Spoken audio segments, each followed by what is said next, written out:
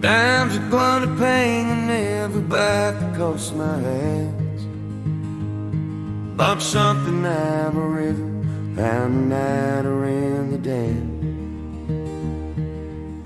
But Jim seemed to be, Lord, I know what I bring. Though there's a coffee, such you braces me.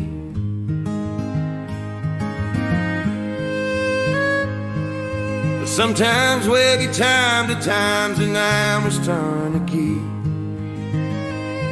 I wonder if I'm worth, well, I never nick mistakes. Living and I know it, things are gonna be. And I even seen him stuck in times the situations he. I know that I'm thinking, I know that I'm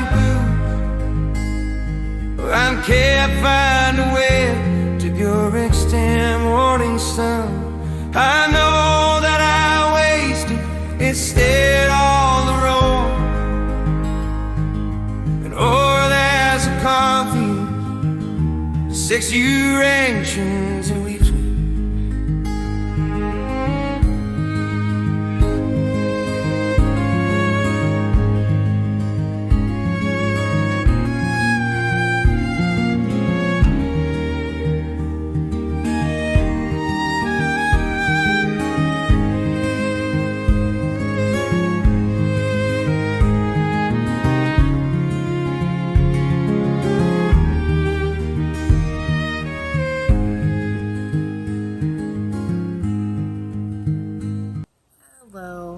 It has been probably about 2 weeks since I last spoke with you guys.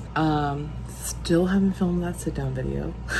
I wanted to come back at you with some more books I've been reading. You'll have seen some b-roll from over the weekend. Today is Friday, so I'm sure after this clip there will probably be more b-roll. But I just wanted to touch base, let you guys know what I'm reading right now. I am still reading Wuthering Heights.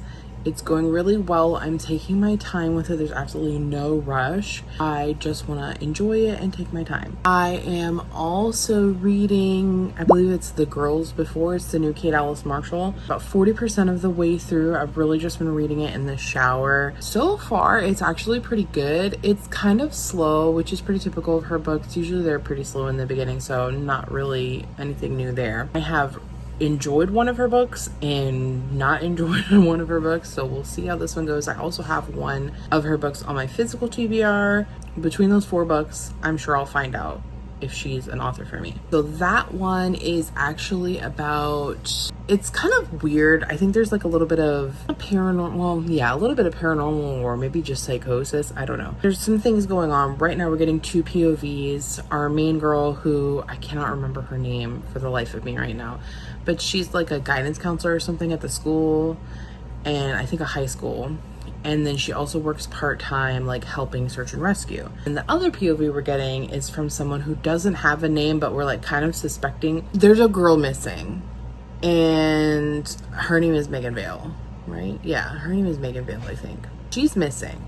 We're getting this perspective from a girl who's clearly being held hostage somewhere. She's like underground, chained up, like weird shit is happening. But I think we're gonna find out that it's not Megan. That's my like guess, that it's actually somebody else. Our main girl, like I said, she helps with search and rescue. Like people go missing in the park or whatever, like a forest and national park and stuff, and she's like there to help find them. And they call her Lucky because she usually finds them when she's on shift, or something, like not her specifically, but they find, like the search and rescue finds this person when she's working with them. So they've given her the name Lucky. She's kind of obsessed with this Megan Vale, the girl who's missing, who they're really not looking for her anymore because she's over 18, and they're like, oh, they always from the beginning thought that she ran away anyway, so you know, then she turned 18, they ain't looking for her no more.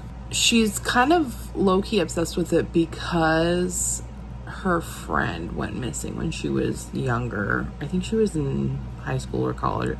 I don't know. It's a really weird situation, this girl, because she's like her friend. Like, she was kind of a mean girl to her.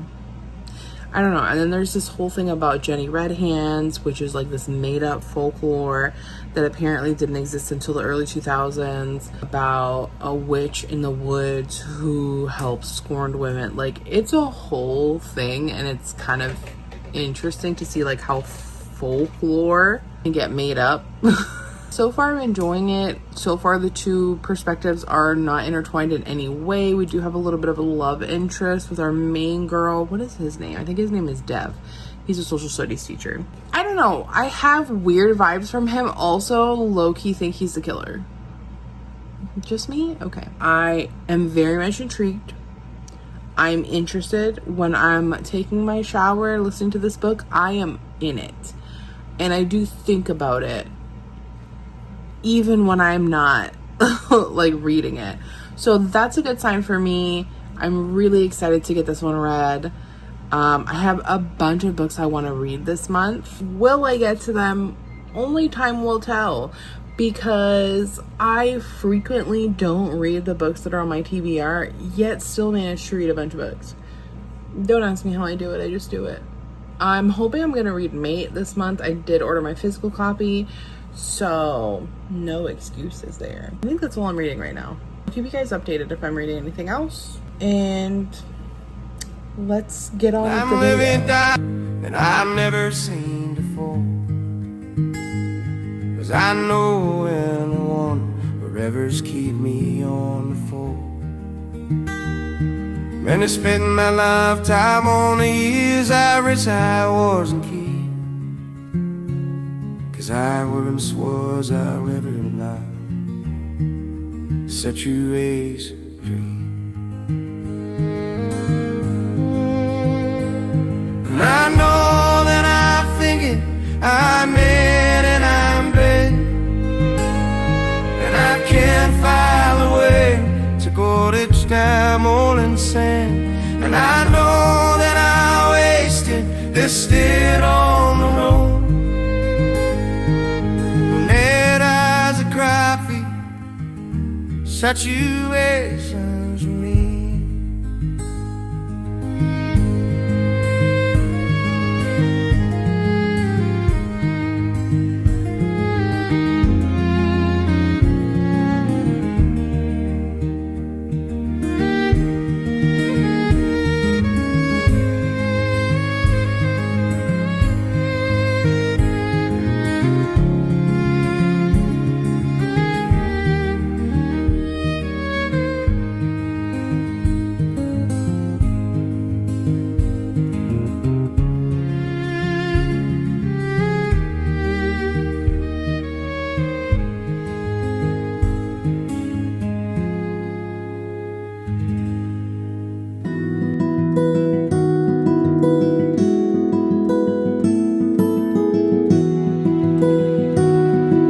I tried to film this a couple of times, and like the audio was the worst, or stuff was happening. It is several days since I have last spoken to you guys. I have since finished The Girls Before by K. Ellis Marshall.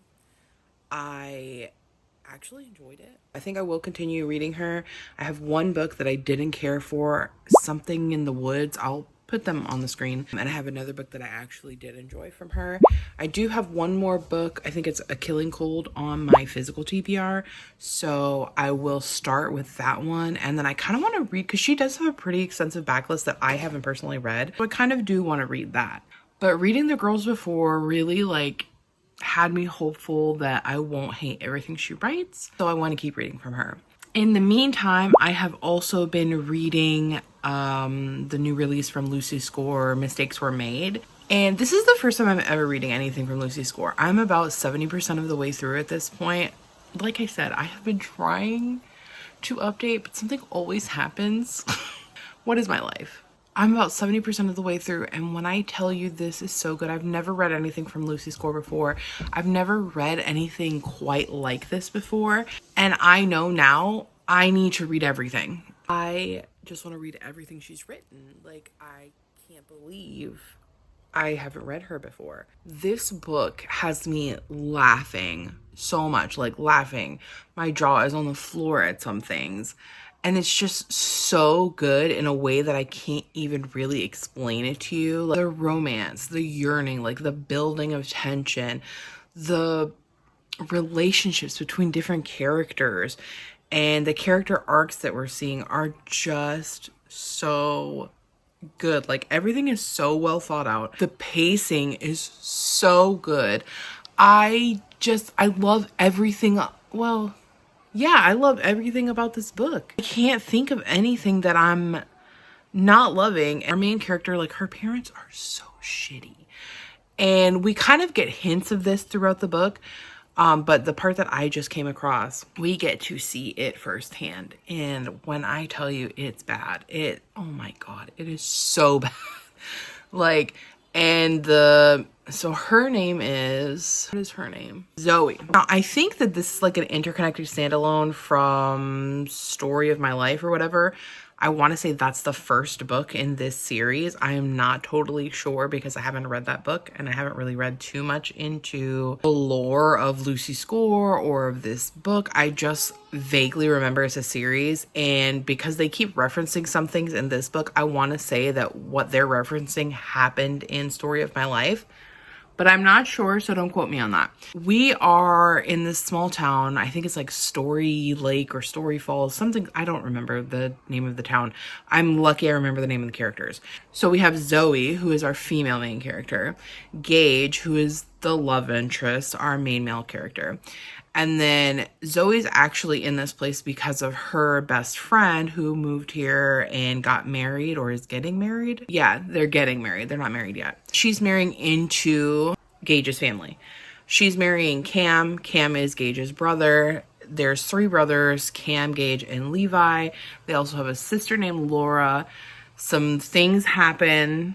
Like, there's this big thing that's happened before we really are introduced to anybody. So it's kind of like happened off screen, off page, if you will. And then we're told about it and how it's affecting the family and how continuing developments affect the family as well. So we have this whole conflict going. We also have this conflict with the neighboring town, Dominion, which is also a time. There's a lot of different things going on. But the main thing, obviously, this is a romance. So the main thing that we're trying to get to is Zoe and Gage being together. I could not want them to be together more. This man is so amazing. Like, I'm sure he has his shortcomings, but I don't know. And I feel like he's really good for her. Like, it's not just enough that he's a great guy, but he's good for her. They're good together. And I love to see it. I love to see them interact. I love how they interact with other people, like them together as a couple or a couple. I don't know. I'm just absolutely loving this book. I cannot sing this book's praises more. I know unless something egregious happens, like, this is a 5-star read. I can't imagine this not being 5 stars. I just love this book so much. I have no idea what the synopsis is because, as you guys know, I often don't read synopsis. This is also an ARC read, so I'm running a little bit behind. I am trying to power through and get books read, but this book is so good. It's like, I don't want to rush it. I just want to take my time, and that is what I have been doing with this book. And it is so good. It's so freaking good. I'm just eating it up.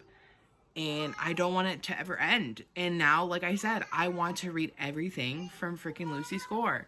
So that's all I have to update about right now. I will probably update you guys again when I have finished Mistakes Were Made, or if I decide to start another book, because I'm always reading more than one book at a time. I am actually listening to another arc. It's called Odessa. I'll put it up on the screen. I don't know how I feel about it. It's kind of slow to start. I only listened to it for maybe about 30 minutes the other day, and already, like, I don't have an impression of it. I'm just kind of like meh towards it. So I might give it another hour or two and see how I feel about it then, because I feel like this year is just the year that I'm going to be more adamant about my DNFing, especially when it comes to arcs. I feel like whenever I have an arc or an ALC, I am so much more hesitant to DNF it because I feel like, oh, you know, I took somebody's place to read this, and it's like, not that I'm going into getting an advanced copy with ill intention. Obviously, something about the book made me want to read it and made me think that I was going to enjoy it, and then I'm getting into it and I'm just not. That doesn't mean that I should push myself to read it for some weird application of guilt. Hi, Calcifer. So I really need to work on that, and I really need to stop that. So I do apologize that this vlog is probably super B-roll heavy. I feel like my last vlog was also kind of B-roll heavy, but it's just the season of where I am right now. I'm spending a little bit more time outside simply because I know that the amount of time I'm going to be able to spend outside is going to be diminished severely as we go into summer. It's just way too hot here. I've talked about this before. I get like a depression, and I don't even know how to explain it, but it's basically like those who get seasonal affective disorder in the winter. It's the same thing. I would liken it to the same symptoms and everything, but mine is in the spring and summer. Like, I hate summer. I hate the heat. I hate being hot. I hate going outside and being hot. Like, it's just a whole thing. And I get this feeling of like I can't go outside, and I don't want to get into it too much because I have gotten into it before on my channel, but yeah. So I am trying to spend as much time outside as possible before I cannot go stand to be outside. So I'm not reading as much. I had, you know, spring forward this past week, and I'm dying. I am absolutely dying. It's kicking my butt, and I'm just trying to catch up, and I'm just so tired and everything's difficult. So if you are also struggling, I'm with you. I'm there with you. We're fighting this fight together. I think that's all I've got to talk about right now. So I will see you guys in the next update.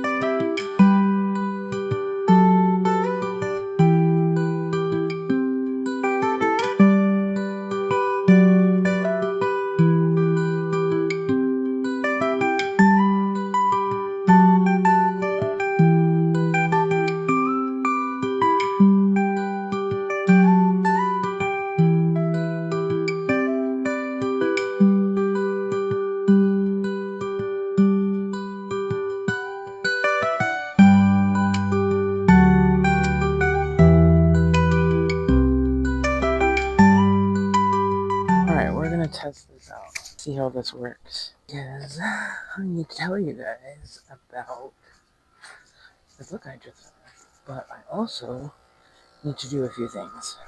I just finished, well, not just, I finished it last night, Mistakes Were Made by Lucy Score, and oh my god, the time I had.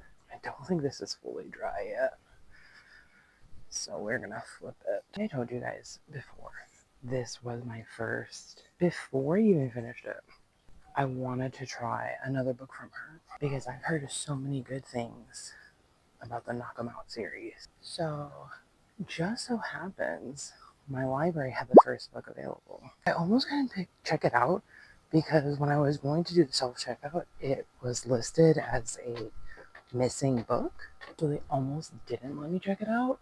Something else I didn't realize before I read this book was that it is part of a series. And was it last year that Story of My Life came out? I had seen that all over the place.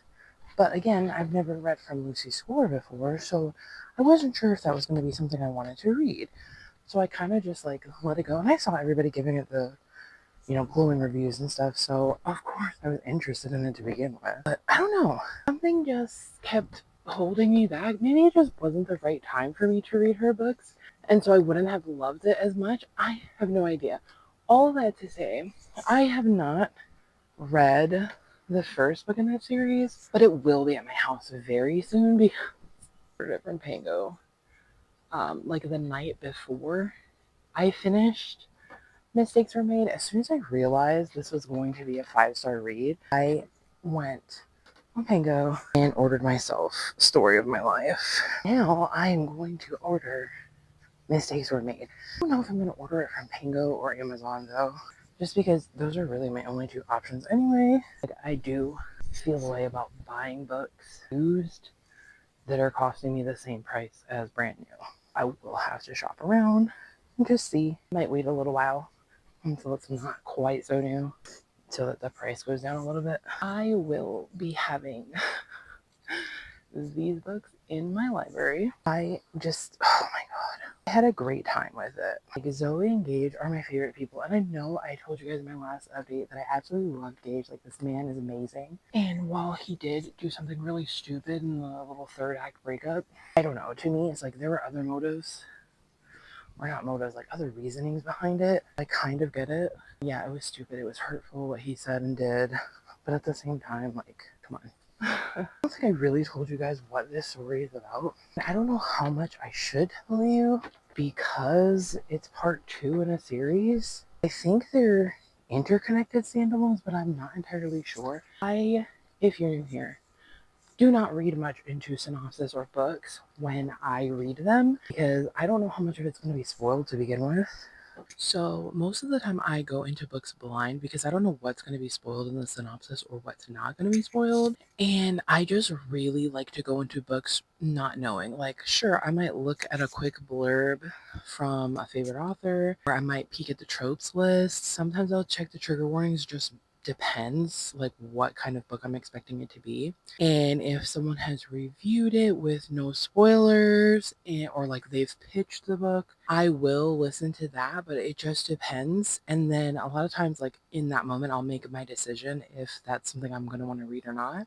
And of course, I'm a huge cover person. Like, and that's another thing. I wasn't really drawn into this cover or the cover for Story of My Life. So it kind of just passed me by a little bit. I mean, there's nothing wrong with the covers, but it's just not a cover. I'm like, ooh, what is that about? Same thing with like Things We Never Got Over, the Knockabout series, and most other of her covers, they're really like unassuming. And while I like that to an extent, it also is not giving me much for like wanting to read it. Really briefly, because like I said, I don't want to go spoiling this too much. It does reference the first book a lot and like kind of what happens in the first book. So we are following Zoe and Gage.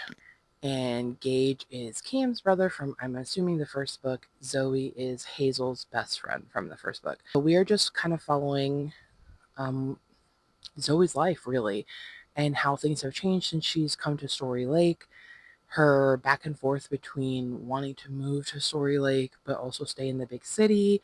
So, and just like her kind of chaotic life and all of the trials and tribulations that she is going through in her life. It is hilarious.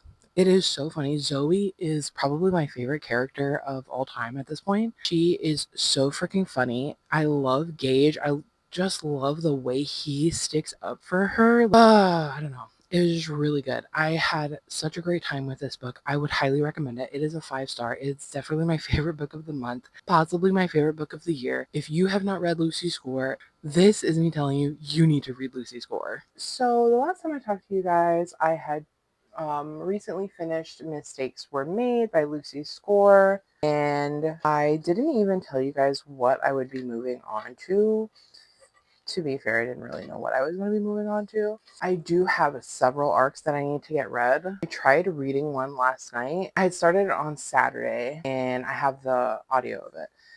It's called Royally Rebellious by Maud. I can't remember. It'll be here.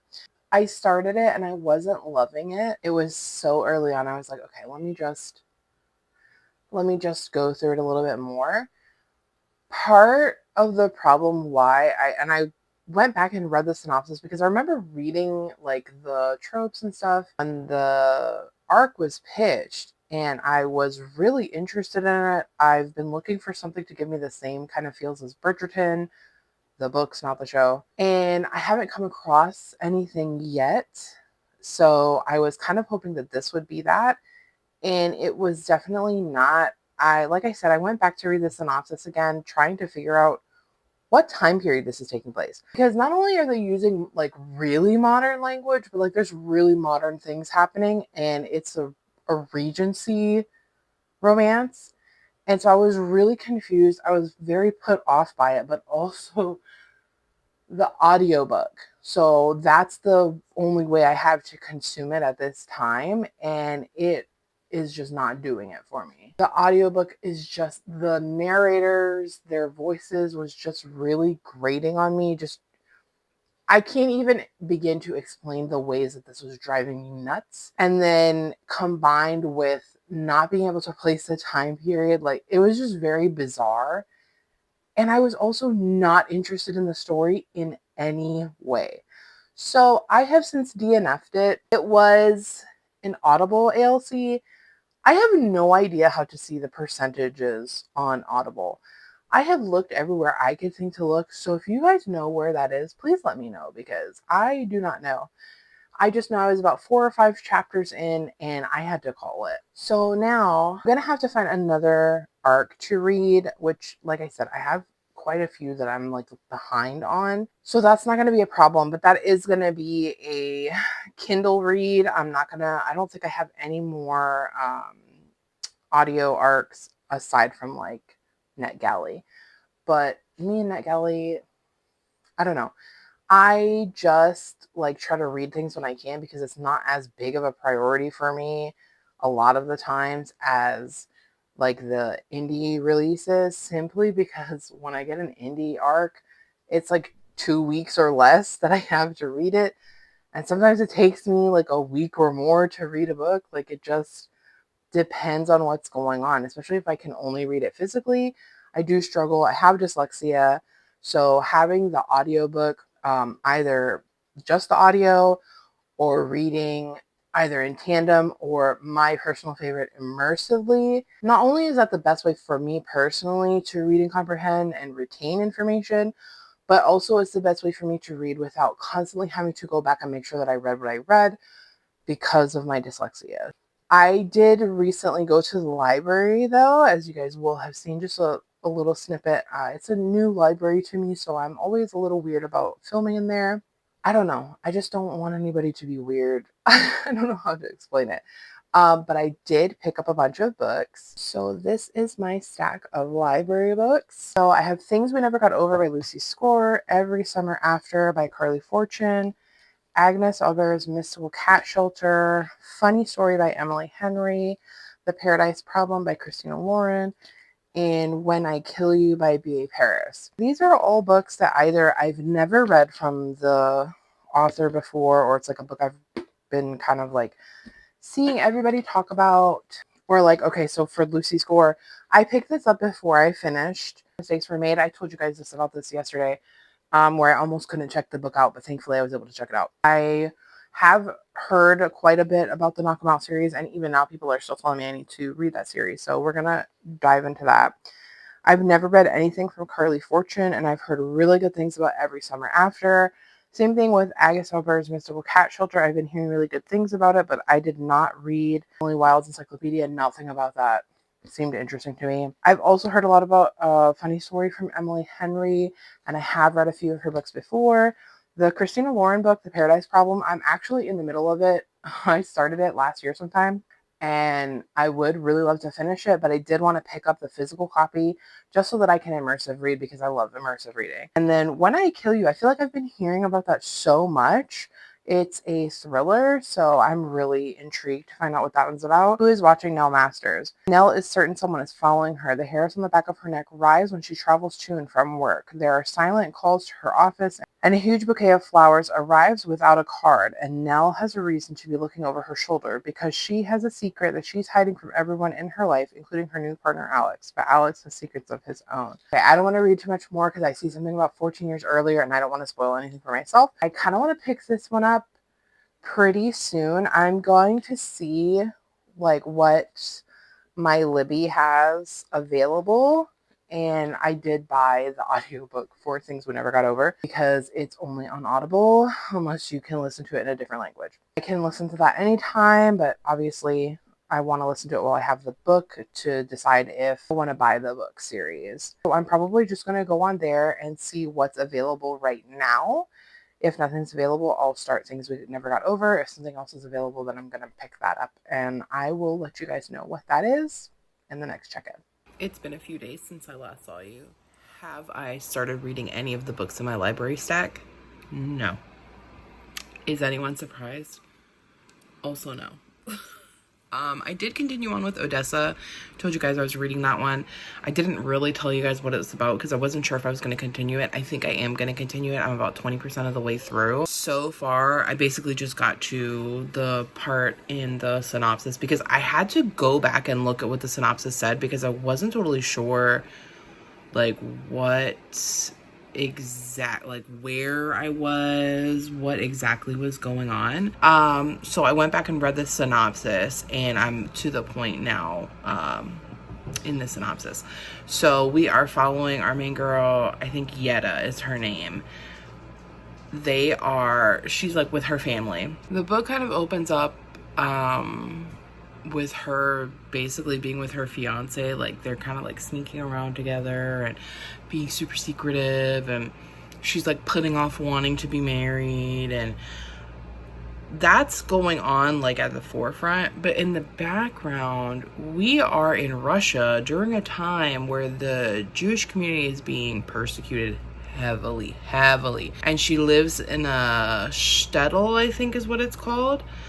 So I'm picturing like like the ghettos that they used to put them in prior to going to like Auschwitz and the other camps. I'm pretty sure that didn't happen in this time, but I know there was like a mass exodus of Jews leaving Russia, I believe twice actually. So I do need to like look a little bit more into to get approximately like what's actually going on in the real world at this time.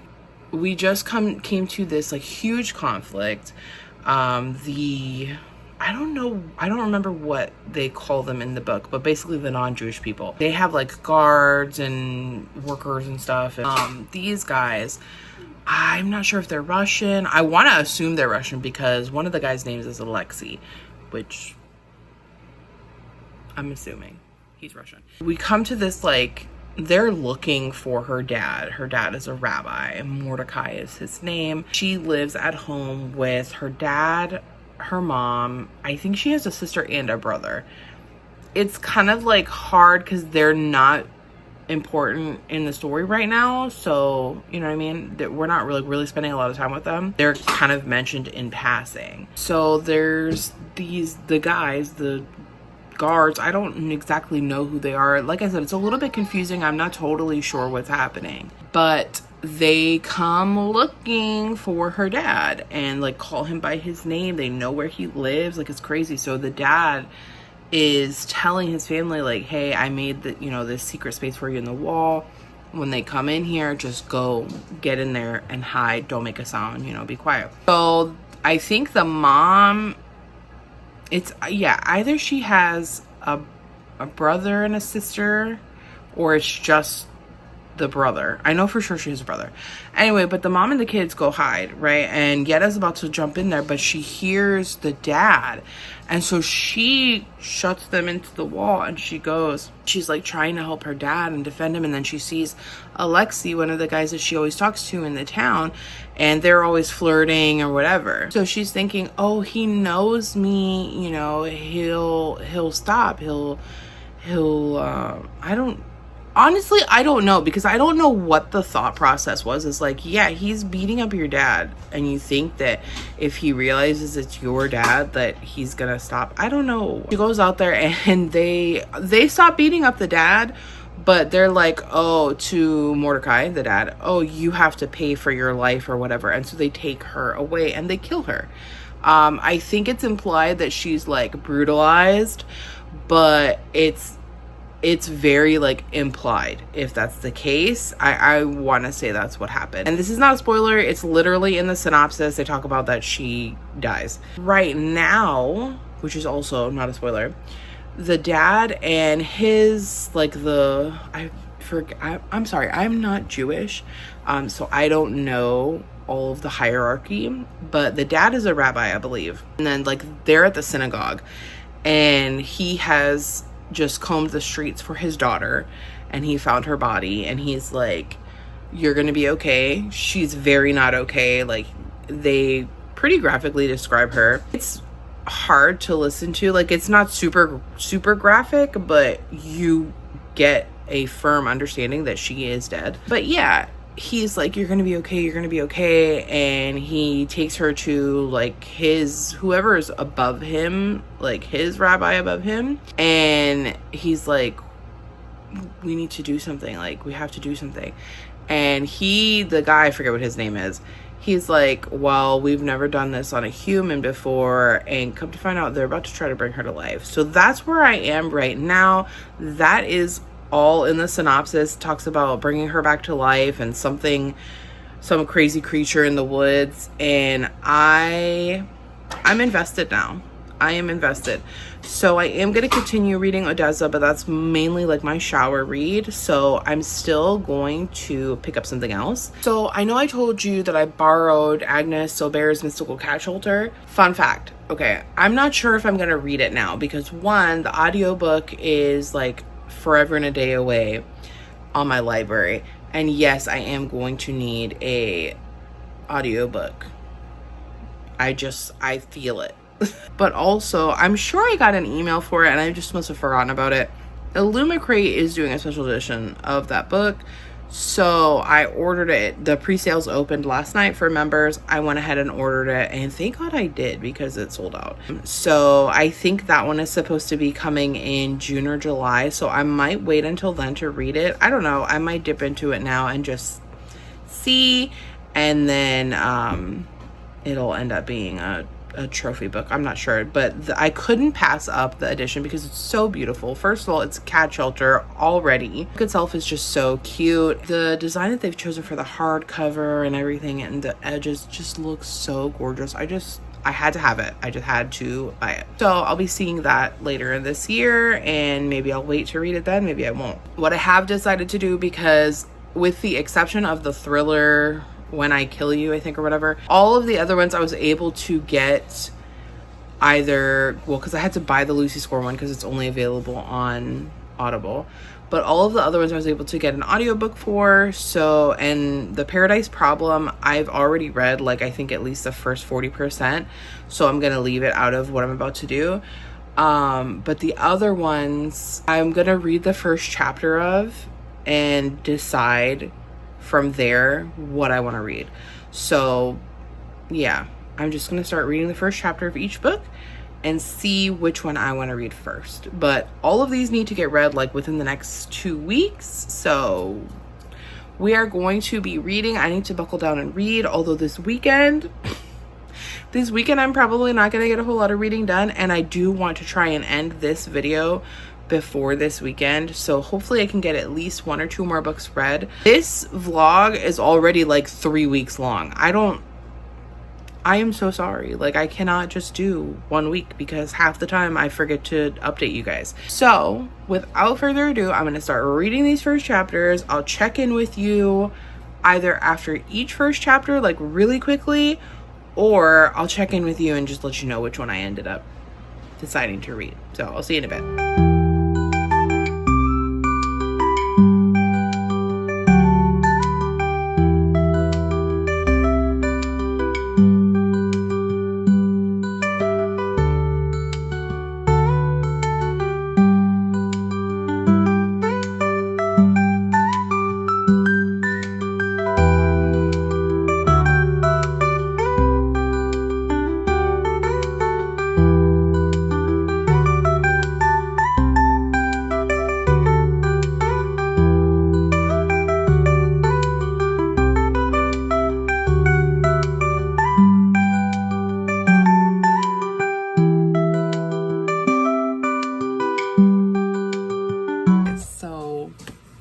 Just read the first chapter and things we never got over. Kind of just want to abandon everything and read this book because it was exactly what I thought.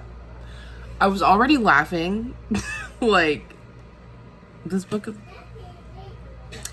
But I'm going to read the other first chapters because maybe I will want to read something else. I'm probably going to end up reading Things We Never Got Over, so... On to the next one, which I think is going to be Every Summer After by Carly Fortune.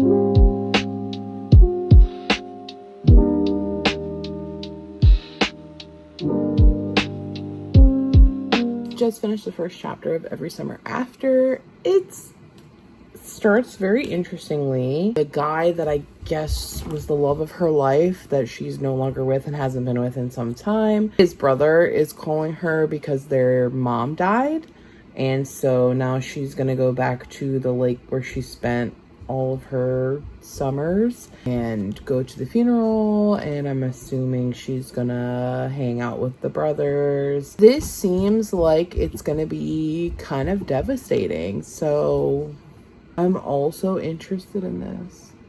And it's a little bit shorter too, so I can probably get this done quicker than Things We Never Got Over, and both would be... I'm borrowing the book from Libby, so Things We Never Got Over, I own the audiobook. But this one is everything's borrowed. I have heard really good things about this book, though. I've heard a lot of good things about Carly Fortune, so when I saw it at the library, I really wanted to give her a try, and I felt like it was the perfect time. So now I'm going to... I think I might just read physically a chapter from the Mystical Cat Shelter and just see how I like it. Because the only other one I have a audiobook for is Funny Story. So I have 3 audiobooks basically, and then, well, I have the Paradise Problem as well, but like I said, it's not really...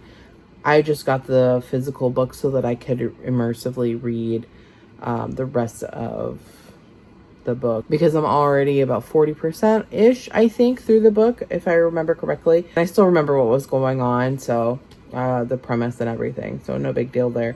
But yeah, I do want to give Funny Story a try and the Mystical Cat Shelter, and I might even read the first chapter of When I Kill You physically as well. Just depends on how I feel, so I'll see you with my next update.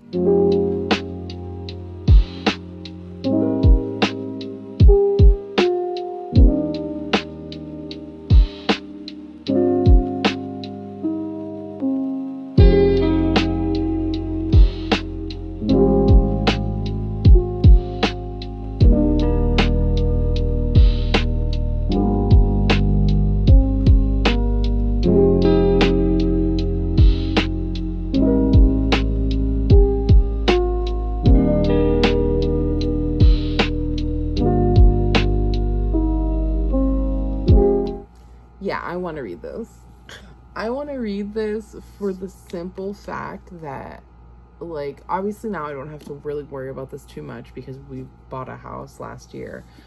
But I have had cats on and off for most of my life. Like growing up as a kid, somebody had cats. Like my parents had cats and stuff. My Nana had cats. And then when I moved to Hawaii, I had my own cat.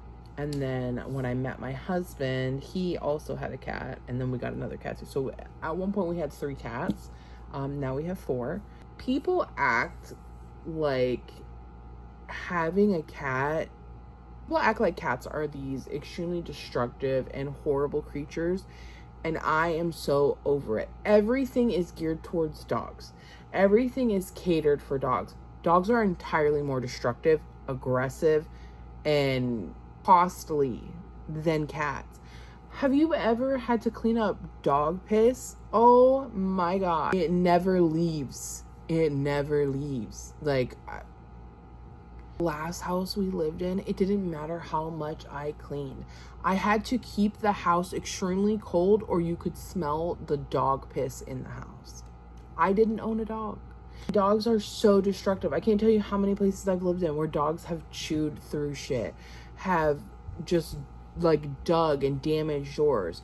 And it's like, yes, a huge responsibility of that is on the owner, but at the same time, it's the owner. Like, don't make cats out to be this horrible, crazy animal when it has everything to do with how you're taking care of them and your temperament towards them. And just, this is like a personal issue for me. Because it's not just that. It's not like this depiction that cats are so terrible and blah, blah, blah, blah, but dogs are so great. It's also like, how many times do you see them rescuing dogs and dogs getting adopted and da-da-da-da-da? But that's on that same level, there's no existence of that for cats. Like in my area, there's a shit ton of cats. Is there anywhere, any kind of community for like cats or cat lovers or any kind of adoption or anything? No.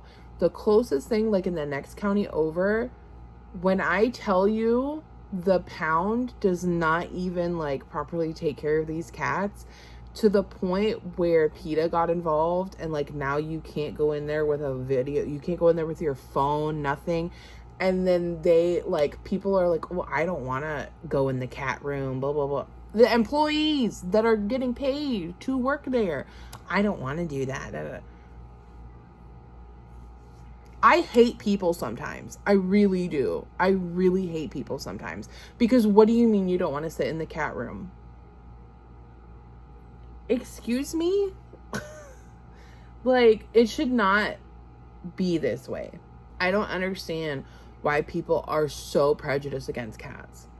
I truly don't. And then all the time, you know, I see cats getting like brutalized and tortured and shit. And it's like, why is this okay? Like, what is wrong with our society that cats are treated as a less than when it comes to a pet?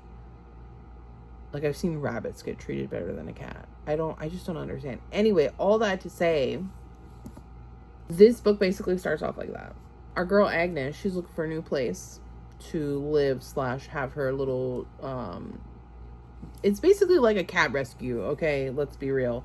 And she's going to this place to see a potential location. And it is craptacular. And as soon as like they're sitting down to do the application, she's explaining to him like what she does, and he finds out, oh, you want to have the cats here? No. Like, he could not get her out of there fast enough. Or this place doesn't even have like good hot water, and you're picking and choosing. Like, also, this guy is, I hope something bad happens to him, because he kicked out a mother and her 2 children because she got behind on the rent. And then he's like, he had the audacity to tell Agnes, oh, she didn't tell me she had children, when I don't like renting to children. And that's another thing. People out here like picking and choosing who they're gonna rent to. I'm not even gonna go down that road, because don't get me started on renting. Like, oh my god, the fucking ridiculousness of all of it. like application fees, stupid interviews, like freaking the income requirements. Like, you need to make 5 times the rent. Bitch, if I had 5 times the rent, I surely would not be living here. Okay, thanks. It's just too much. It's just too much. Why is this difficult to rent? I remember when I first moved out on my own, it was like, hey, here's the application fee. Oh, you have good credit? Okay, waived. This is the rent. Like, can you pay that? Okay, cool, girl. Bye. Like, and I was working part-time. And my apartment back then was bigger than any apartment I've had since then. Like, it was bigger. I paid like $500 something in Tallahassee to rent a 1-bedroom, 1-bathroom apartment. And it was huge. And I remember renting a studio in Honolulu and paying over $1,800. And it was the size of my living room in Tallahassee. Like, yikes. And I see the renting now. It's like, we had been fortunate enough to not have to pay a ton of rent at our last place, but it was still too much for what it was, to be honest with you. See, now 1-1's going for $1,100, which, I mean, that's not too bad, but it's still, that's like double what I was paying in 2010. So 10 years ago. Pretty excited to read this one. I do want to listen to, because there's like some French words, and my French is a little rusty, so I do think I am gonna wait for the audiobook. I'll see if the audiobook comes in time before this one has to go back. I'm not sure. This might be one that doesn't renew, so we'll see. But yeah, I'm really like, that really just sold it for me.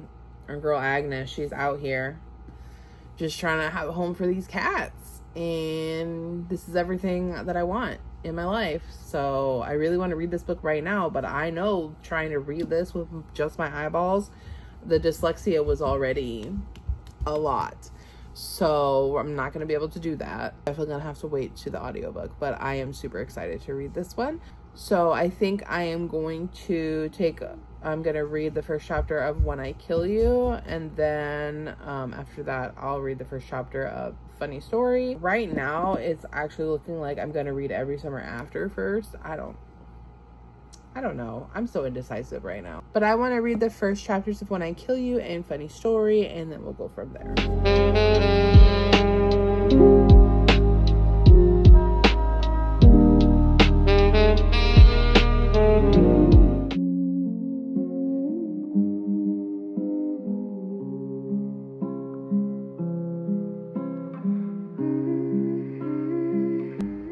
Literally everything she's saying, like, Alex told me not to do that, told me to do this, and it's like she's literally doing the opposite.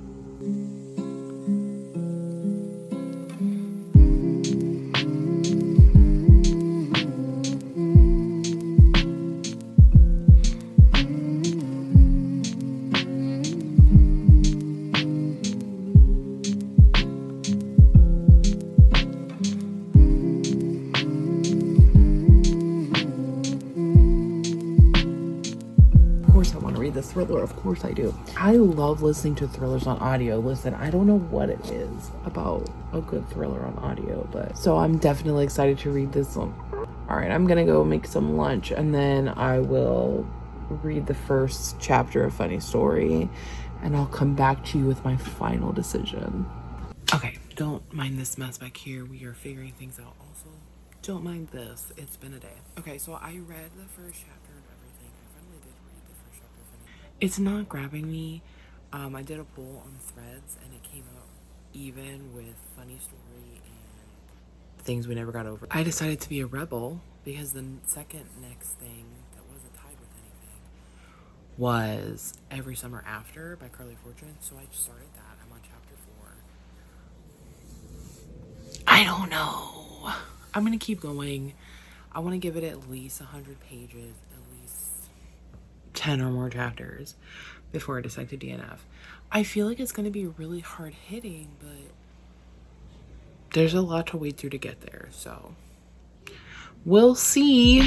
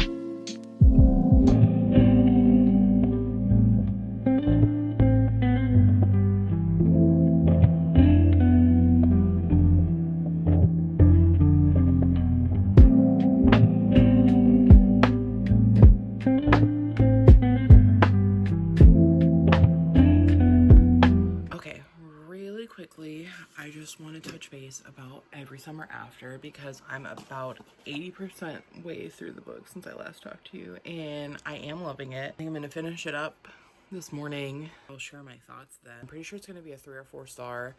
The beginning part was a little bit slow in my opinion.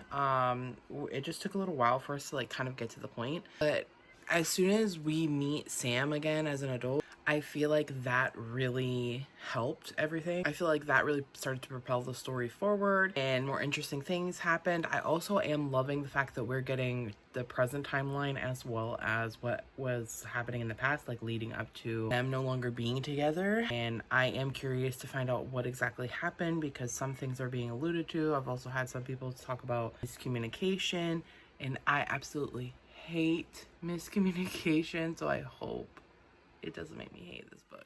I think after I finish Every Summer After, I am going to finish up The Paradise Problem because I'm about 33% of the way through, and I do want to get that off of my Goodreads. It's been on there for probably a year now, and I just want to go ahead and get that finished because the other day when I added Every Summer After, it ended up being 29 books on my currently reading Goodreads.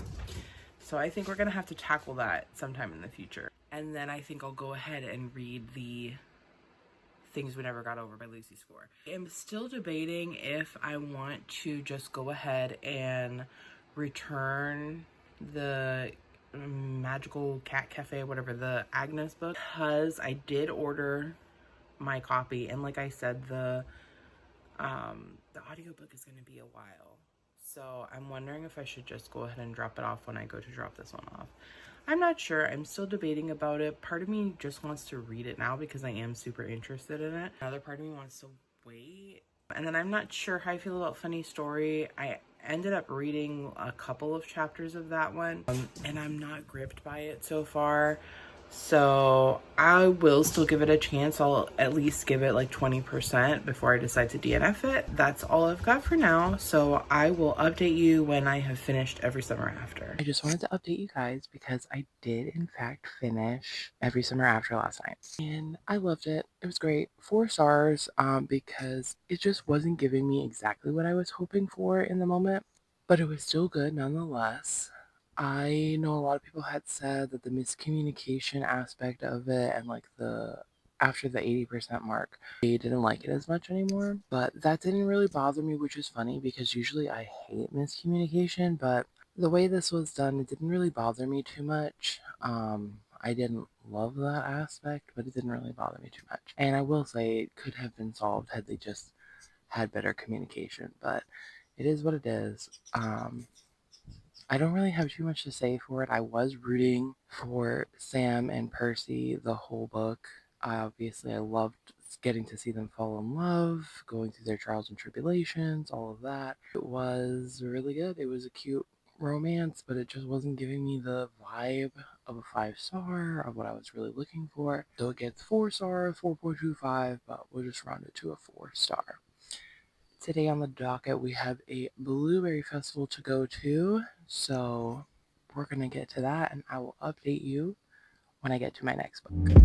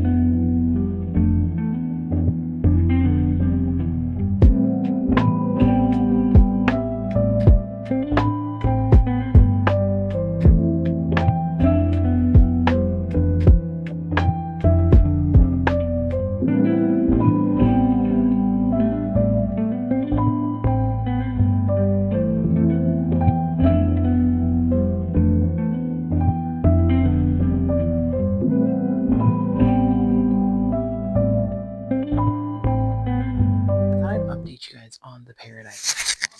I am almost to chapter 23, so I am more than halfway through the book at this point. And I don't know that I love it. Well, I mean, I definitely don't love it, but I don't even think I'm really enjoying it that much. Like, there's been times where I've laughed, it's been funny, but then the majority of the time, it's okay. I'm not really like having this grand, wonderful time or anything. So I thought about DNFing it right when I had picked it back up. But now that I'm more than halfway through the book, I'm obviously going to finish it. I do kind of want to see how things end up, and I do want to see the relationship with Wes and his father, if that gets resolved. Also, if he ends up taking over, there's some things that I'm interested enough to keep reading to find out what's going to happen. I also am curious about what's going to happen between Wes and Amy, what is her name? Anna. So I am interested to see what's going to happen between Anna and Wes and see how that's going to end up. I have heard that once they finally sleep together, that's really all the book ends up being about. So I'm a little bit nervous about that because I really don't care. Also don't love her description of his penis. Other than that, it's an interesting time. I kind of wish we were spending more time with the relationships that are going on, because I feel like there's quite a bit of filler. Maybe this is just me, and not enough time delving into their relationships. I also want to know more about this uh app or program that Wes developed. I'm really curious about that. So like I said, there are so many things that I am interested to find out what's going on. It's enough to keep me reading this, and generally if I'm going to DNF a book, I DNF it by 40%. That percentage has come and gone, so sadly, we are going to keep reading this book. So aside from that, as you guys saw, we did go to the Blueberry Festival this weekend, and I really didn't do any reading, maybe an hour or so here and there. Not much, so the majority of my reading was done last night and some today, and I'm just to about the 60% mark in this book. So I think I will just update you guys once I finish the book, and we'll see what I'm going to pick up after that. Good afternoon. I am nearly done with The Paradise Problem. I pretty much read the whole book. I'm just to the epilogue at this point. So it's looking like a 3-star for so many reasons. But I will come back after I've read the epilogue, which I'm pretty sure is going to be probably useless to me. And I will tell you guys about that. But what I'm actually here to do is I got some book mail. So let's open some book mail. Okay, so first thing I have is from Barnes & Noble, and I am pretty sure it is my edition of Game On.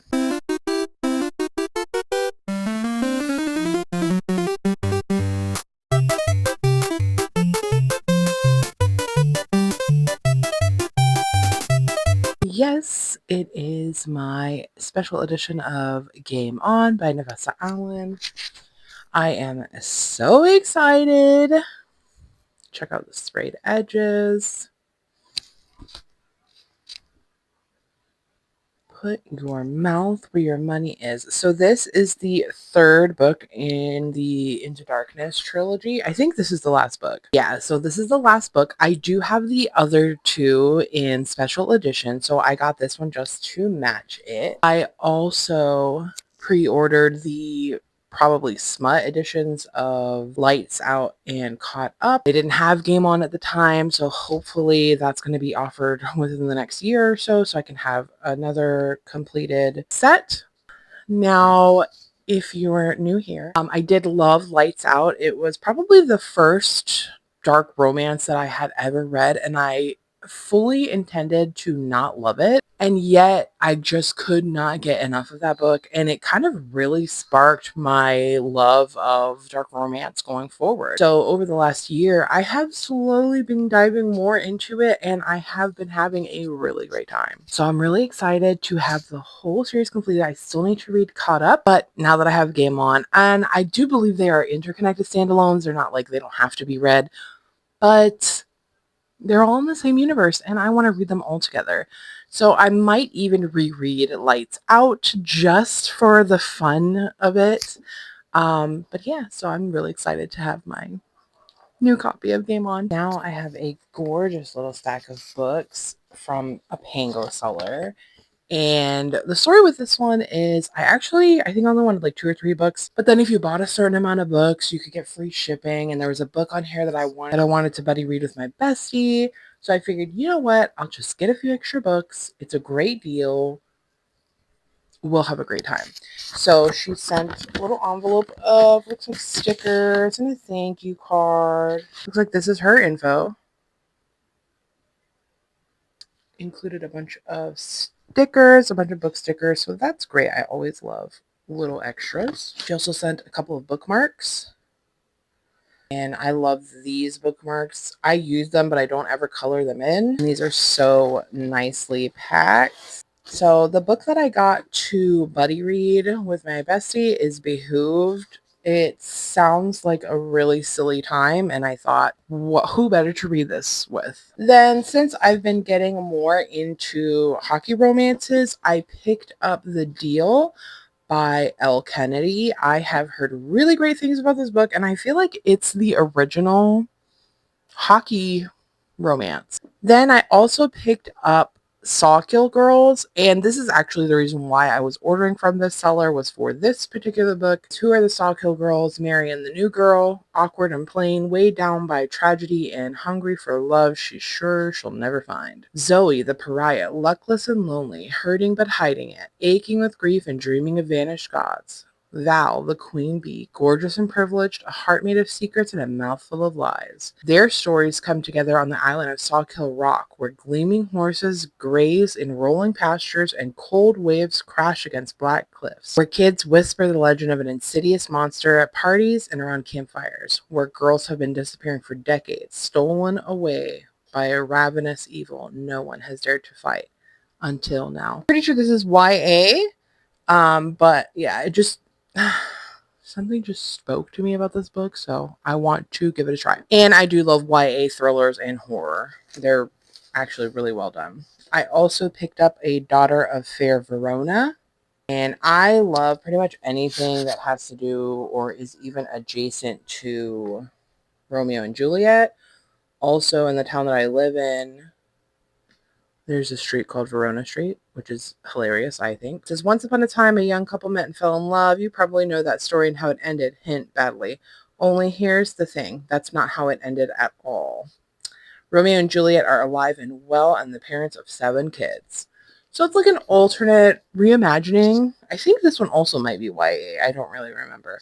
I was just really excited to read it. I also picked up Fat Chance Charlie Vega. And I believe this one is also YA. And I like this one because I think this is one of the first that I heard about with a plus size female character who's like the main character, not a side character or the punchline of a joke. So I thought this would be an interesting read just to see how that was handled because, it's not always a good time. I can't wait to read that one. Then I got The Last Bookstore on Earth, and I'm going to be honest with you, I don't really remember why I got this one, but it's about a bookstore, so, can't go wrong there. The world is about to end again. Ever since the first storm wreaked havoc on civilization as we know it, 17-year-old Liz Flannery has been holed up in an abandoned bookstore where she used to work, trading books for supplies with the few remaining survivors. It's the one place left that feels safe, until she learns that another earth-shattering storm is coming and everything changes.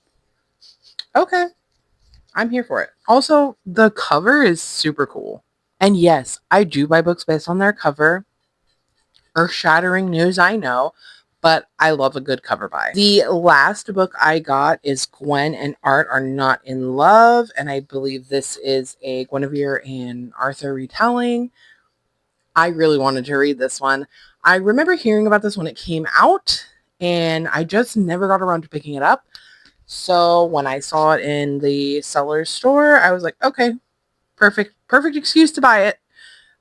So yep, now I have it, and that is the last book. So I'm really excited about some new reads and some new things to add to my shelf. So here is the little stack of a haul today. I love Pango. If you guys have not shopped on Pango yet, what are you waiting for? But Pango is great. It's a reliable place. If you ever have any issues, they always come through to fix things. So it's just, I can't praise Pango any more highly. I really do enjoy not only their interface and how easy it is to find things, but also just the people that are selling on there. Every once in a while you run into a bad egg, but it's not very often.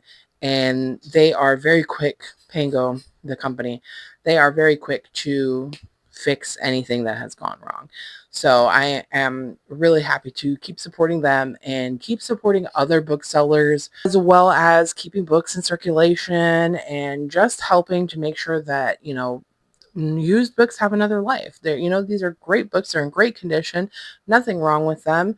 And now they have another life at my house and may have another life at someone else's house, or may end up being passed down to my daughter. Who knows? But I am very passionate about rescuing books. I'm very passionate about making sure books don't end up in landfills, making sure that we're recycling our books, whether that be, selling them at a garage sale or Pango or thrift store, whatever. Just making sure that books are available for others to read. And all that to say, this video is not sponsored by Pango, but Pango, anytime, let me know. I want to go ahead and finish up the Paradise Problem, and then I'll be back with my final updates on that. Is the next day. I have since finished the Paradise Problem. I've already dropped it off at my library, but I did end up giving it a 3-star, even with the epilogue, which I don't know if the epilogue was really necessary, to be honest with you. It was just a run-of-the-mill romance, so it's not anything I'll probably think about years from now. I think the only reason why I was thinking about it so much is because I knew it was still on my Goodreads currently reading, and I just wanted to get it off of there. So, hello, Bagheera.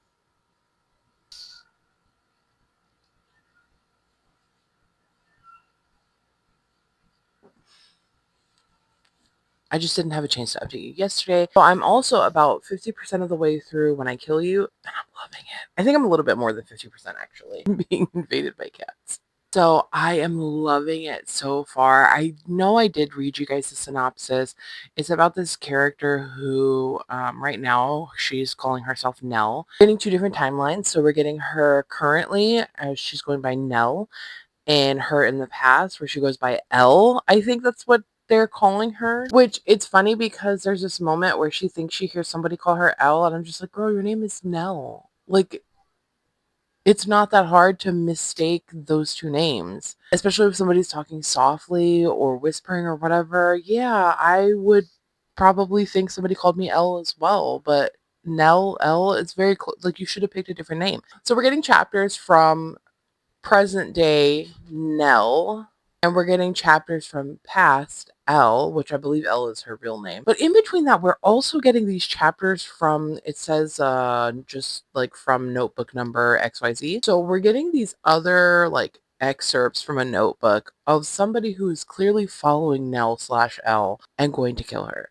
And it's a fun little breakup in between. But I mean, listen, the drama that is unfolding in Elle's life, and also the like, this is just a really good one because I stayed up last night until like 2 o'clock wanting to keep reading this. I actually fell asleep listening to this. I'm gonna have to rewind my Libby and get back to where I'm actually at, but it's really good. I'm really surprised. I just hope the ending isn't a letdown, but so far I'm really interested. I'm really like, I have my ideas of who could be the killer, like, because I'm pretty sure it's somebody who's in her daily life that she knows, or somebody that somebody she knows. But I have no, like, real guesses. I'm not sure, and I'm just really excited to find out what the hell is going on. So, like I said, I did go to the library yesterday, and I got a few more books since I was dropping off a few books. I got this nice little stack.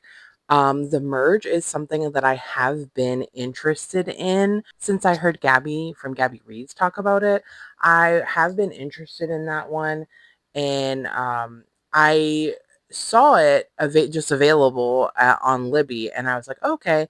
And then I happened to see it available at my library, and I was like, okay, I think it's a sign. I think I need to just go ahead and pick this book up and we're going to read it. I believe this is a thriller that has to do with merging two people together. Thrilling and ominously prophetic debut. It's a debut. In a world when Earth and its resources have been pushed to their breaking point, giving rise to a revolutionary and highly controversial procedure in which two people's minds can be combined to exist in one body. Yeah, so I remember something about Alzheimer's and pushing together two individuals. So I'm really interested to see if I like this one or not. I feel like I will. And then best offer wins. I actually have the arc from NetGalley. I just never got around to reading it. So I saw this at the library and thought to myself, okay, it's a sign. I'll pick it up. I'll immersive read and it'll be a good time. And I also saw Well Actually, and I've been pretty curious about this one to know if it's something that I'm going to want to read. I've seen a lot of people talk about it and read it, so I thought I would give it a go. I think it's a second chance romance. Eva Kitt never expected to be the host of Sausage Talk, interviewing B-list celebrities over wieners instead of pursuing the journalism career she dreamed of. When Eva publicly calls out her college ex for ghosting her, her video goes viral. It doesn't help that said ex is Riley Cooper, a beloved social media personality who has built a platform on teaching men how to be decent partners by deconstructing toxic masculinity. I'm gonna love it. Now Eva's forced to confront him on a live episode of Sausage Talk where Riley makes her a deal. Allow him to take her on a series of dates to make up for his toxic behavior and debrief them all on his channel. Eva refuses to play nice, but agrees to the deal to further her own career and continue defaming Riley's good name. But when these manufactured dates start to feel real, Eva has to wonder if the boy who broke her heart has become the man who might heal it. Okay, so I'm thinking a second chance, possibly rom-com. I'm definitely curious. I don't love this whole toxic masculinity obsession that we've come to, but we'll see how that goes. And the last book that I just happened upon at the library, and I literally did just happen upon it because I was not looking for this book at all, is Haunting Adeline. Now, this is a book that I have been thinking about reading for quite some time. I did not realize how absolutely thick this book is. I also think I'm only going to be able to get the audiobook on Audible, especially because of the size of the book and the size of the font. I think I'm going to need to go ahead and pick up the audiobook. So I do have credits on Audible, so it's not a big deal. And I think Audible's doing some kind of sale or something. I don't know.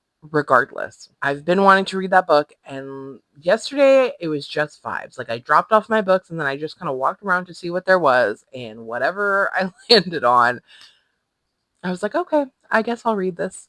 So the reason I'm actually here is because I received a package in the mail today, and it is a giveaway win, and I am so excited because it is a fairy loot book that I missed out on because my subscription started like the very next month. A cute little bookmark.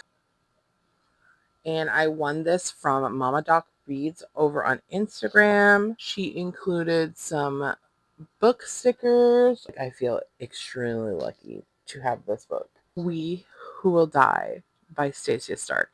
And I have been hearing such good things about it on top of it being just a great addition. So I'm really ecstatic. Ruled by their vampiric emperor, life in the perilous Thorn District is a constant battle for Arvel and her family. So when offered a chance to save her brother's life, she takes a magical vow. It will bind her to do the impossible, kill the emperor. But to get close to him, she must enter the Sundering, an area where only the fastest, strongest, and deadliest survive long enough to be selected for the Emperor's elite guard. As the stakes get higher and secrets emerge, she quickly draws the ire of the Primus, a powerful figure charged with protecting the Emperor while also finding herself dependent on the Emperor's sadistic son Rorik to hone her growing powers. With Arvel's destiny deeply entwined with these two vampires, she must unravel a conspiracy that will change everything she thought she knew about herself, but only if she can complete her mission and survive the arena. I don't normally enjoy vampire stories, but I have been hearing really good things about this one,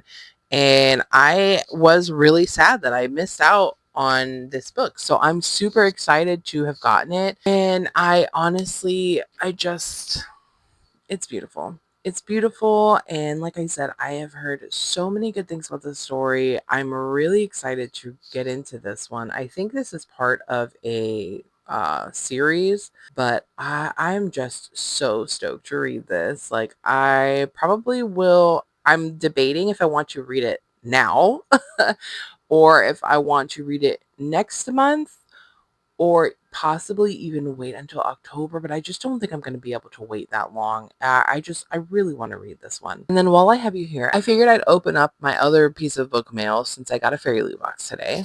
And this is the adult fantasy box, As the Stars Foretold. And this is the Last Starborn Seer.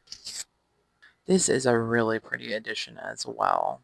And on the inside cover, it says, Leilani's Stellarian is cursed. Something you might not know about me, I hate the name Leilani. I feel like it is the most overused Hawaiian adjacent name. I mean, it is a Hawaiian name, but is this even a Hawaiian author? No, it's a white author, Venetia Constantine. The last of a ruined bloodline, she's shunned for her volatile starborn magic, which grants her prophetic visions, but is slowly corrupting her mind. Branded a pariah, Leilani is blamed for the sickening and wasting curse that fractured the realms of Arcelia and plunged them into war. When her dying mother's health deteriorates and a forced marriage threatens her future, Leilani seizes a chance to reclaim her fate. A prophecy speaks of an ancient relic that could end the sickening, and she's determined to find it. To retrieve the scepter, she must survive the deadly climb to the Astral Mountain, forge alliances with enemies, outwit rebel forces, and navigate her own treacherous feelings for a rival envoy, which grow under the watchful eye of her betrothed. Hunted by a vengeful specter and haunted by her magic, Leilani must decide what she's willing to sacrifice in the name of redemption before her powers consume it. I don't love that our character's name is Leilani and she's white. I don't love that. But hey, maybe it will be an okay book. I have not heard anything about this. The cover art is really cool. That's really all I have to say about it. So that's all I have for right now. I probably won't update you guys again until I finish When I Kill You, which will probably be very soon because it's really good. Also, I'm still debating about the Mystical Cat Shelter because the audiobook did come in last night and I really want to read it, and I'm very impatient because, like I said, the Illumicrate edition isn't going to be here until like later in the year. I have the book out from the library now. I have another week on it until it has to be turned in, and I'm pretty sure I could get it read in a day. So I really want to read it.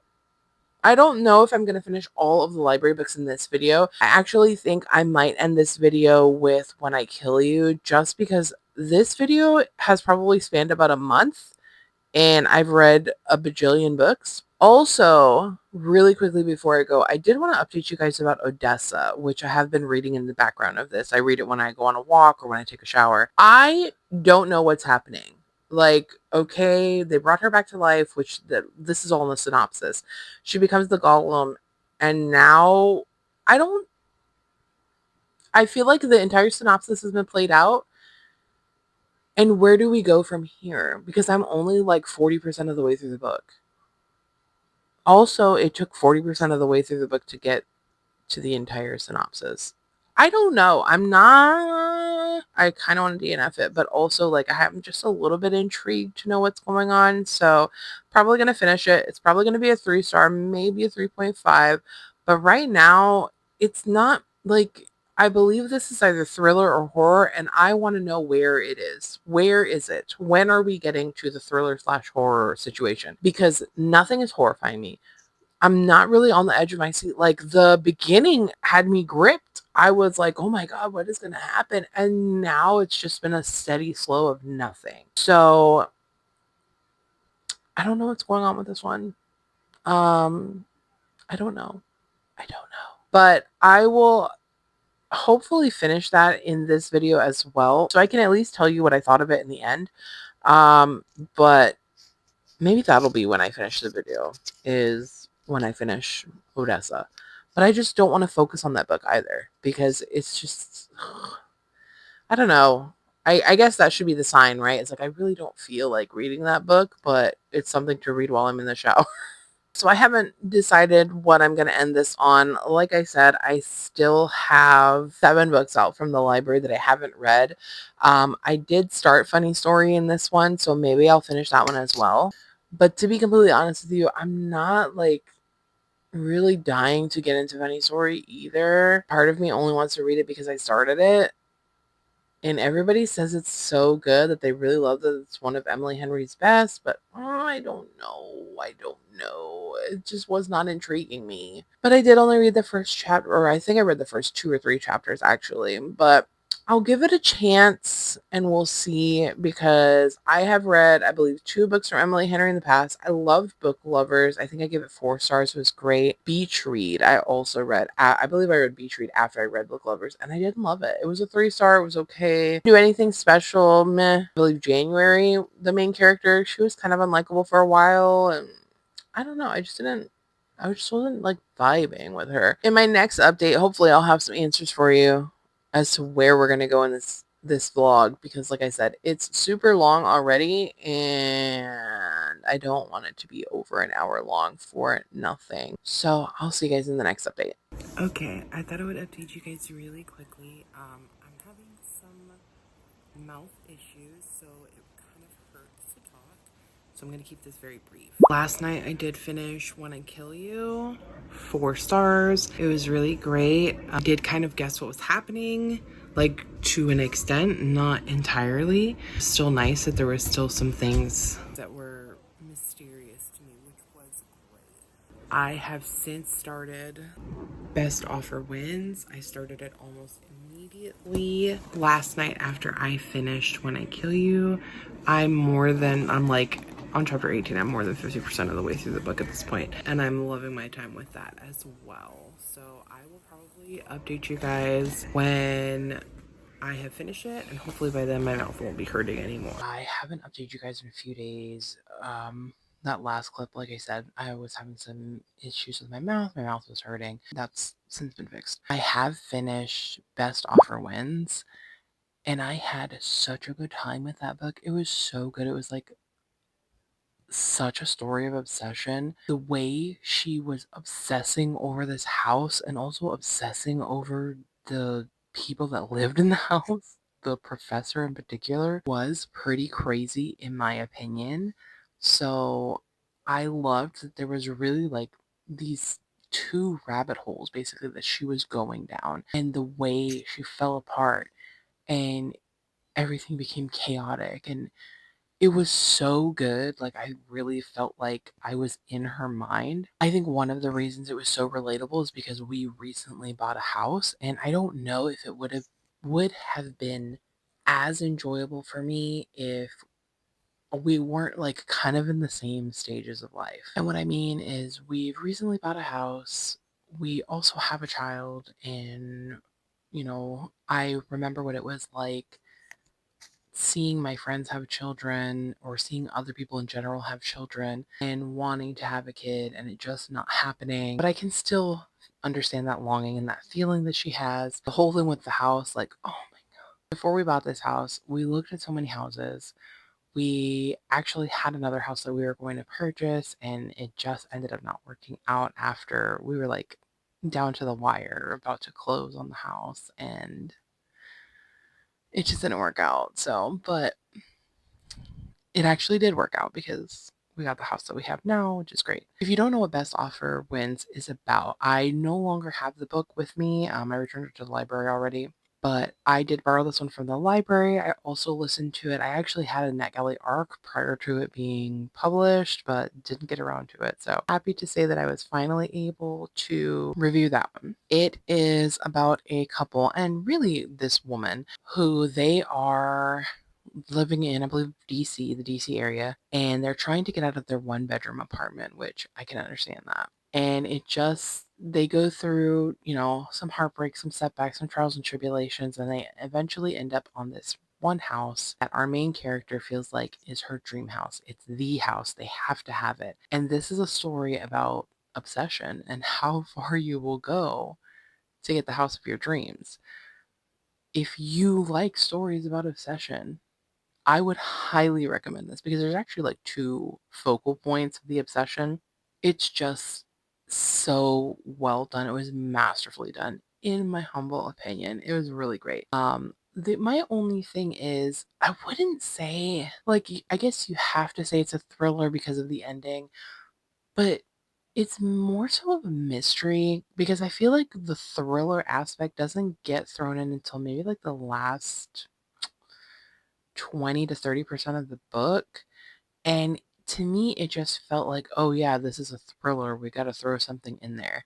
I It does tie up the story like really nicely in a little bow, but at the same time, I feel like the story could have been ended in a different way. And I also just, I don't know, I just didn't get like it almost doesn't make sense. It kind of does, but it almost doesn't make sense with the rest of the story. I just, that kind of felt like an afterthought, but nonetheless, I really enjoyed this one. It was a 4-star for me. I also really enjoyed the audiobook, so I would highly recommend it. Another like kind of niche thing is our main character is also Japanese, and just some of the things that she would talk about and think about and say really resonated with me and really made me laugh because it's trendy now to be Asian, but for a very long time it was not, and in some places it still isn't. Growing up in a place where people are very culturally ignorant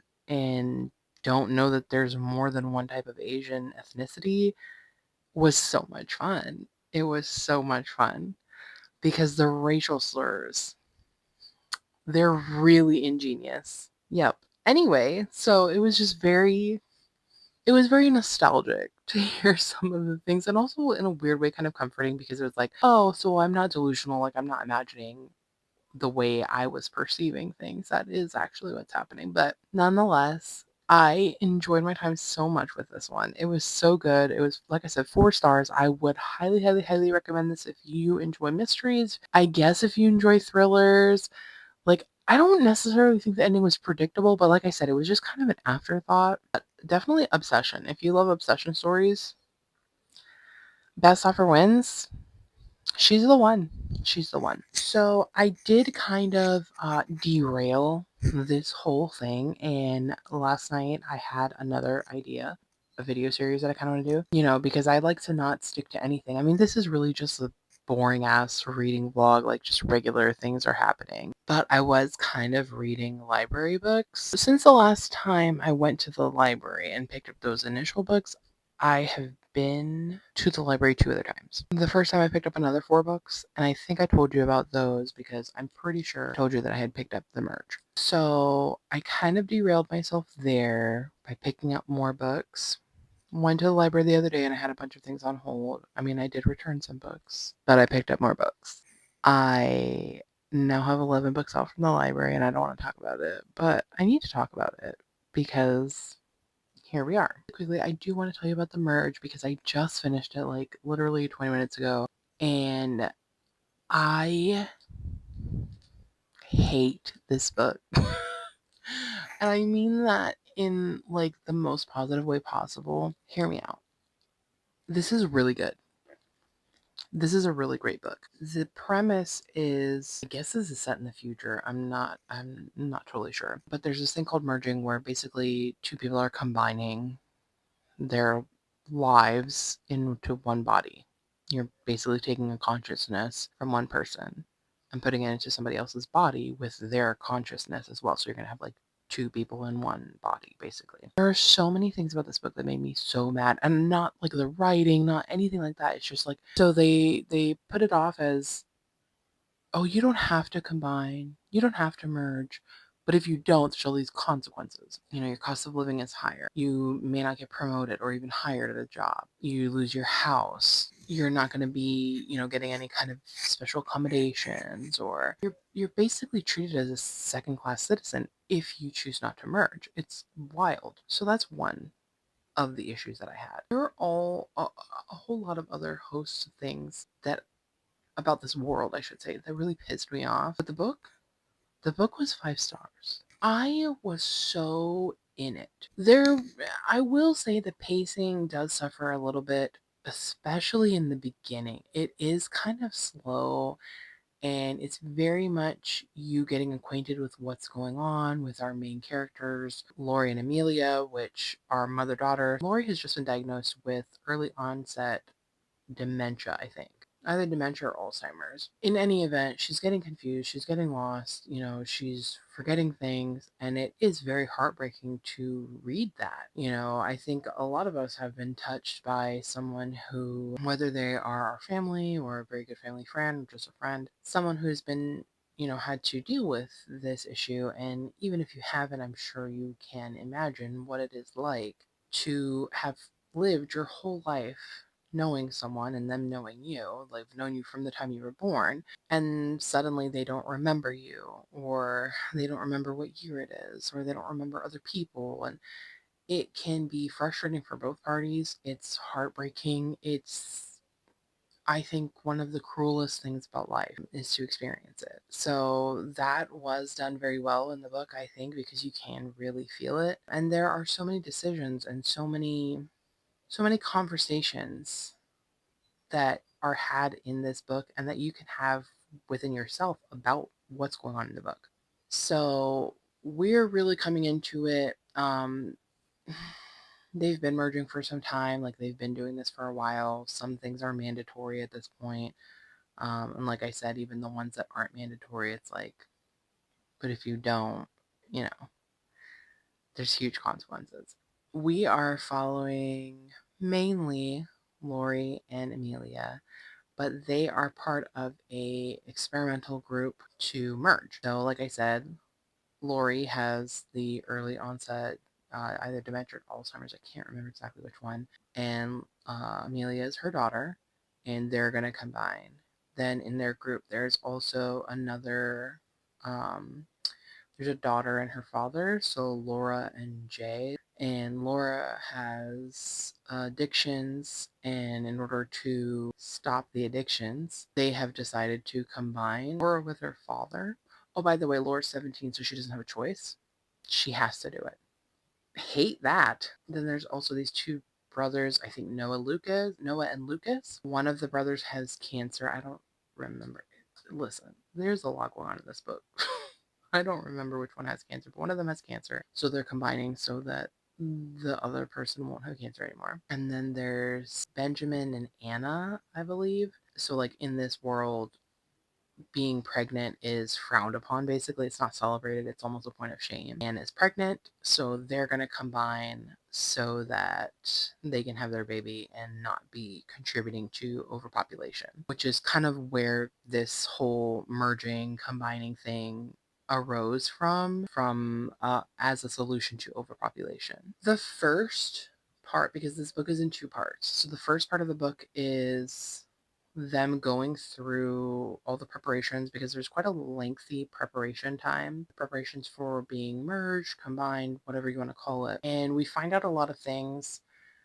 There's actually a twist that's revealed in the first part that I mean, I guess it's kind of obvious, but maybe not. The first part is pretty slow, but it does start to pick up. And like I said, once things start getting revealed, it becomes really interesting. But I feel like the pacing what did suffer a little bit. I can't really tell you about part two, but just know that it made me so mad. And this book, I wouldn't give this book 5 stars based off of the contents of the book alone. This book is a solid 4-star. But because it had the ability to make me feel such a range of emotions and have such an emotional response, it's automatically a 5-star for me.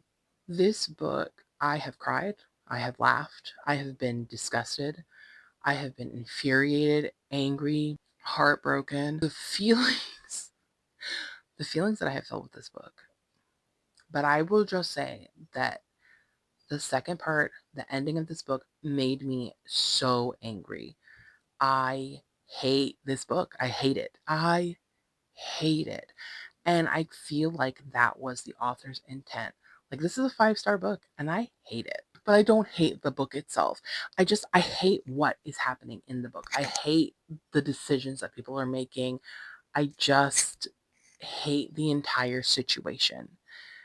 And I would encourage you to read this. It is a rather slow one, but it was really good. I don't know who I would recommend this book to, but if you like a book that is going to get under your skin and disturb you, this is the book for you. I also wanted to tell you that I have finished Odessa, and this book is classed as horror. Not sure why, because although there are terrible things going on in the book, it's not. I would not say this is horror. Yeah, there are horrible things happening, and there are some really graphic things happening, but I can't say that this is horror. I'm still giving it a 4-star because it was really good. It was very slow. It just lacked the pizzazz of the horror, and I just kept waiting for the horror. Where is she? Is she in the room with us? Is she in the book with us? Because no, she was not. Was it still good? Yes. It was very well written. It was still disturbing. And I think it's even more so disturbing when you factor in the fact that this, although the events of this particular story are not necessarily truthful, it's based in real life events. And like I had told you guys when around the time I first started it, I knew that there had been several mass exodus, if you will, of the Jews leaving Russia. And once I finished the book, I did look into that just to confirm that that was true. And yes, it was, especially during the time that this book is taking place.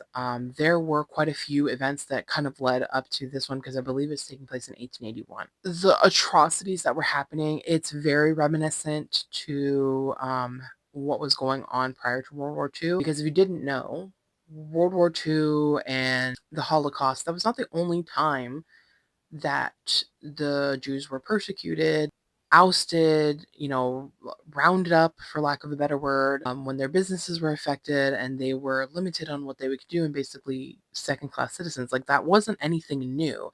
It had been going on for quite some time and in different parts of the world. And this was just one of those examples. So the ending was pretty heartbreaking, to be honest, especially the epilogue. The epilogue really was heartbreaking. It's a heavy story. The story on its own, yes, it can stand on its own, but I feel like having that knowledge of what was actually going on in the real world at that time just compounds it and just makes it heavier. If you're going to pick this one up, I would go into it with that knowledge. It told a story that I don't think we get told very often. It's like, yeah, we hear about the Victorian era and, we may hear about things going on during this time period, but it's never this. Juxtaposed with what's going on elsewhere in the world, to know that something so terrible was happening to a group of people is really crazy and mind-blowing. So I would recommend it. I think this one comes out in June. As per usual, I will put the release date